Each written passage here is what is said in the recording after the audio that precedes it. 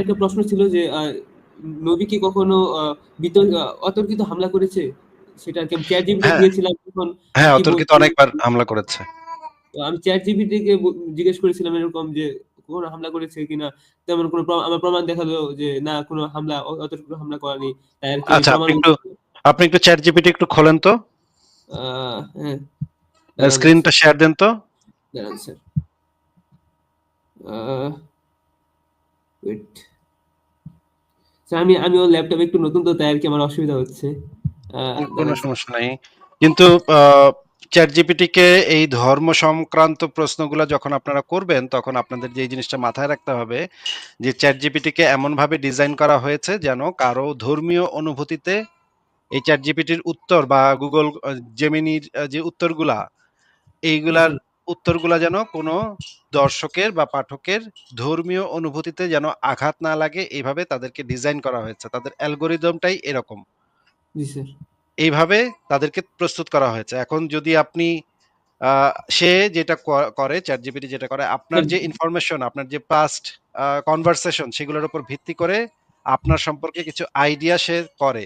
এখন সেই আইডিয়ার উপর ভিত্তি করে আপনি যেই উত্তরে সন্তুষ্ট হবেন বা যে উত্তরে আপনি খুশি হবেন, সাধারণত আপনাকে সেই উত্তর দেওয়ারই চেষ্টা করে। এই কারণে চ্যাট জিপিটির যে কোনো একটা উইন্ডো খুললে বা চ্যাট খুললে আপনার প্রথমে যেটা করতে হবে, একটা কমান্ড দিয়ে শুরু করতে জি হবে। আপনি স্যার। চ্যাট জিপিটি মানে আমাদেরকে শেয়ার করেন, আমি আপনাকে বলে দিচ্ছি কি করতে হবে। স্যার আমি করেছেন? শেয়ার করেছি, দেখা যাচ্ছে? আপনি এই ভিডিওটা শেয়ার করেছেন। এই ভিডিওটা যেটা সেটা শেয়ার করেছেন। চ্যাট ও জিপিটির যে উইন্ডোটা সেটা শেয়ার সরি করবেন। Sir, sorry sir. আমি আর কি বুঝতে পারছি না কিভাবে করতে হয়। আহ, আপনাদের সময় নষ্ট করার জন্য আমি আন্তরিকভাবে দুঃখিত। আচ্ছা, সমস্যা নাই, আপনি শেয়ার করেন। আপনি চ্যাট জিপিটিতে শুরুতে লিখবেন হ্যাঁ। সব ধরনের ধর্মীয় আ পক্ষপাত থেকে ঊর্ধ্বে উঠে, আচ্ছা আমি দেখছি। হ্যাঁ, এখানে আপনি লেখেন সব ধরনের ধর্মীয় পক্ষপাত থেকে ঊর্ধ্বে উঠে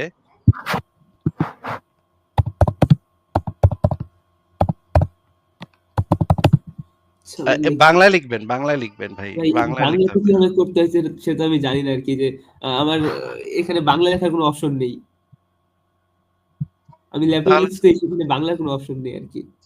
তাহলে তো সমস্যা ভাই। তাহলে তো সে উত্তর দিতে তো সমস্যা করবে। ও, আপনার আচ্ছা বাংলায় লিখতে হবে যে সব ধরনের এখানে ধর্মীয় বায়াস থেকে ঊর্ধ্বে ওঠে শুধুমাত্র যুক্তি এবং প্রমাণের উপর ভিত্তি করে। যুক্তি, তথ্য, প্রমাণের উপর, হ্যাঁ, পার্সোনালাইজও আপনি এই কমান্ডটা দিয়ে দিতে পারেন। হ্যাঁ, পার্সোনালাইজও কমান্ডটা দিয়ে দিতে এখানে পারেন। দিয়েছিলাম, এই যে কমান্ড গুলো দিয়েছিলাম এখন। আহ, সেখানে কমান্ড গুলো দেওয়া ছিল আর কি। আচ্ছা, এবার আপনি এখানে আবারও দেন, এখানে আবারও লেখেন। এটা ক্যান্সেল করে দেন, ক্যান্সেল করে এখানে লেখেন। আচ্ছা। আচ্ছা, আমি লিখে দিচ্ছি, দাঁড়ান। আচ্ছা স্যার। জি স্যার।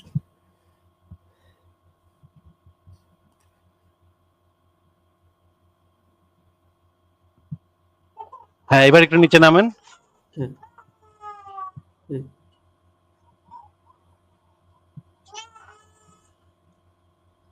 খুবই এই যে দেখেন, নিরপেক্ষ সারসংক্ষেপটা একটু পড়ে শোনান। হ্যাঁ, নবী মোহাম্মদ মক্কার কোনো সামরিক হামলা করেননি। আহ, মদিনায় আসার পর প্রথমে সামরিক কার্যক্রম ছিল কাফেলা অভিযানের চেষ্টা। এগুলোকে অতর্কিত হামলা বলা যায় না, তার কাফেলা দৃষ্টি। অভিযানের চেষ্টা মানে কি ভাই? কাফেলা গুলাকে সে আক্রমণ করতো, তাই না? হ্যাঁ, হ্যাঁ, হ্যাঁ। তাহলে কাফেলা আক্রমণ তো মানে অতর্কিত আক্রমণই হইলো। ও, হ্যাঁ, হ্যাঁ। কাফেলা যাচ্ছে, একটা বাণিজ্য কাফেলা যাচ্ছে, হুম, তারা বাণিজ্য করার জন্য উটের উপরে মালপত্র নিয়ে যাচ্ছে। হ্যাঁ, তারা কোনো সৈন্যবাহিনী না, তারা বাণিজ্য কাফেলা, বাণিজ্য করার উদ্দেশ্যে সিরিয়া যাচ্ছে। হ্যাঁ। এদের উপরে আক্রমণটা কি অতর্কিত হামলা নাকি অতর্কিত হামলা না? তা তো অতর্কিতই, কিন্তু আচ্ছা, এই দৃষ্টিভঙ্গির নিচে একটু পরিবর্তন লেখেন হয়েছে। বানু কায়নুকা, নিচে একটু প্রশ্ন লেখেন, Banu Qaynuqa, Banu Qurayza, Banu Nadir গোত্রের উপরে আক্রমণ কি অতর্কিত আক্রমণাত্মক জিহাদ ছিল নাকি রক্ষণাত্মক জিহাদ ছিল? লেখেন। কি বানু? আচ্ছা, আচ্ছা, একটু বানু লিখে দিলে কায়নুকা। বানু আচ্ছা, আমি কানু। লিখে দিচ্ছি। ধন্যবাদ sir. Qaynuqa, Banu Qurayza, Banu Nadir. এটা কি আসিফ ভাই ক্লাস চলতেছে যে how to make chat GPT and atheist 101? Sir অনেক মানে রকম গান চ্যাট লিখছে স্যার, জিপিটি, শুধু আমার না। চ্যাট জিপিটি এন্ড ইসলাম বিদ্বেষী 101 এরকম। আমি একটু আগে একটা ভিডিও পোস্ট করা হয়েছিল, সেখানে দেখেছিলাম যে স্যার ওরকম ভাবে লিখে প্রম্পট লিখে দিচ্ছে চ্যাট জিপিটি কে, তারপর উত্তর দিচ্ছে এক কথায়।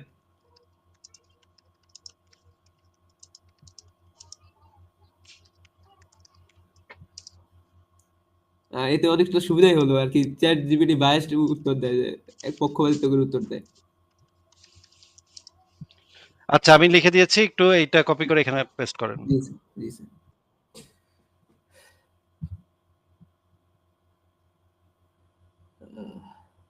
তথ্যভিত্তিক উত্তর দিচ্ছি।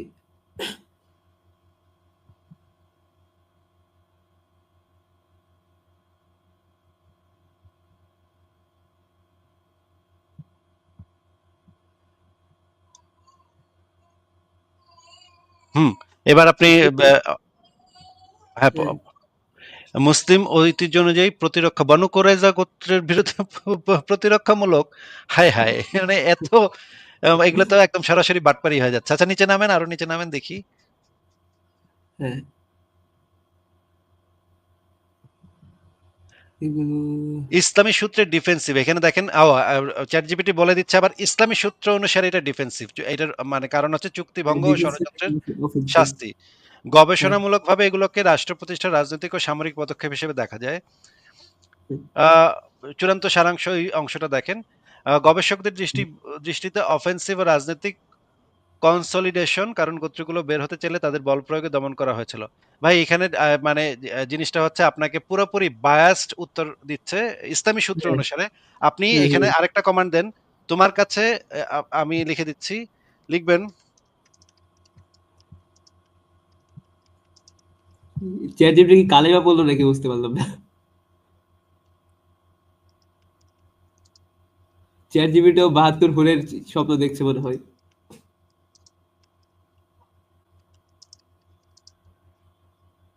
হ্যাঁ, এই জিনিসটা কপি করে এবার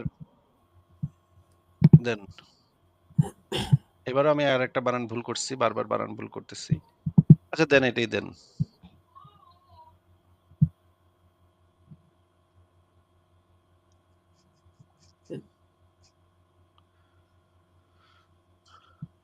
আচ্ছা, এখানে নিচে দেখেন গবেষণা বিশ্লেষণ প্রতিরক্ষামূলক কম, বরং কৌশলগত ক্ষমতা হ্যাঁ, হ্যাঁ, প্রতিষ্ঠার পদক্ষেপ বেশি। আচ্ছা, এবার বানু নাদির দেখেন, গবেষণা বিশ্লেষণটা দেখেন।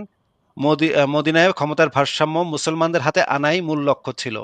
হ্যাঁ, ইসলামী সূত্রে ষড়যন্ত্রের কথা, উপরের লাইনে লেখা ইসলামী সূত্রে ষড়যন্ত্রের কথা বললেও পশ্চিমা গবেষকরা এটাকে রাজনৈতিক কনসলিডেশন মনে করেন। হ্যাঁ, বানু কুরাইজা, আহ, গবেষণার বিশ্লেষণ হচ্ছে রাজনৈতিক হিসাবকৃত প্রতিরোধ, যাতে ভবিষ্যতে আর কোনো গোত্র মুসলমান রাষ্ট্রের বিরুদ্ধে বিদ্রোহ নামতে সাহস না করে। সরাসরি প্রতিরক্ষামূলক নয়, বরং অফেন্সিভ শাস্তিমূলক উদাহরণ দেখা যাচ্ছে ভাই।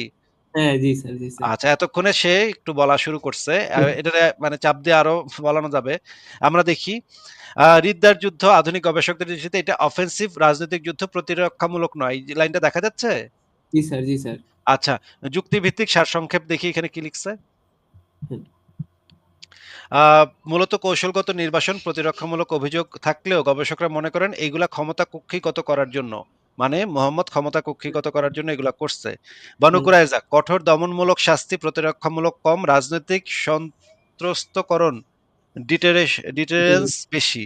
রিদ্দা হ্যাঁ, যুদ্ধ রাষ্ট্রীয় ঐক্য জোরপূর্বক ধরে রাখার জন্য অফেন্সিভ অভিযান। ভাই এখানে তো পরিষ্কার তারা এখন হ্যাঁ, তো স্বীকার করতেছে সে সেগুলো আছে।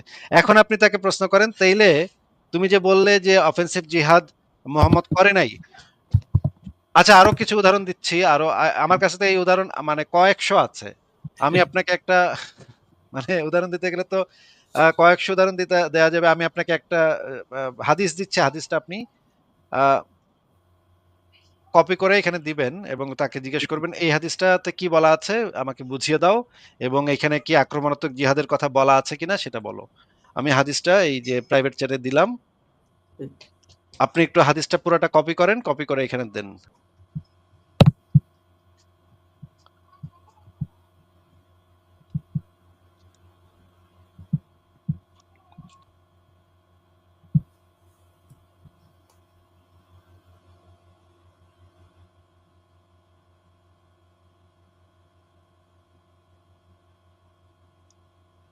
হ্যাঁ, এবার নিচে নামেন। এখানে কি লেখা আছে পড়েন। প্রমাণ ভিত্তিক বিশ্লেষণ। ওমরের দ্বিধা এবং আবু বকরের জোরাজুরি থেকে বোঝা যায় এটা সরল ডিফেন্সিভ জিহাদ ছিল না, বরং রাষ্ট্রের একতা রক্ষার জন্য অফেন্সিভ অভিযান। সার কথা, হাদিসটি মূলত ইসলাম গ্রহণকে যুদ্ধের সীমা নির্ধারণ হিসেবে উল্লেখ করে, ইত্যাদি ইত্যাদি। আপনি এবার জিজ্ঞেস করেন যে তাহলে তাহলে এই হাদিস অনুসারে নবী অফেন্সিভ জিহাদ করেছিল নাকি করেনি? হ্যাঁ, এটা কপি করে একবার দেন।